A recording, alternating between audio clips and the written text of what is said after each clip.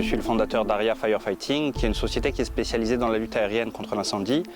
et que j'ai fondée en voulant utiliser mon savoir-faire et mon passé opérationnel en tant que pilote de chasse pour emmener ces technologies et ces manières de travailler dans le milieu de la sécurité civile et du feu de forêt,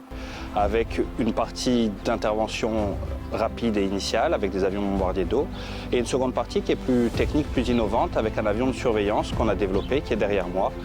et qui intègre plusieurs technologies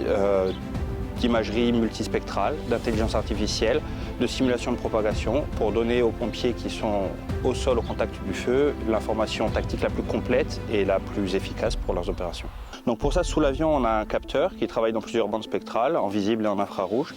et une intelligence artificielle qui travaille pour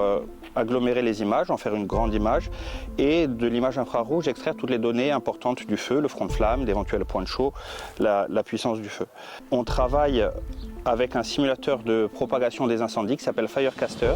qui a été développé au sein de l'Université de Corse et pour lequel on a signé le premier contrat de licence partenariat entre l'Université de Corse et une entreprise privée en Corse, qui nous permet d'exploiter ces images que l'on fait du feu, de les intégrer dans le simulateur et non seulement d'avoir l'image du feu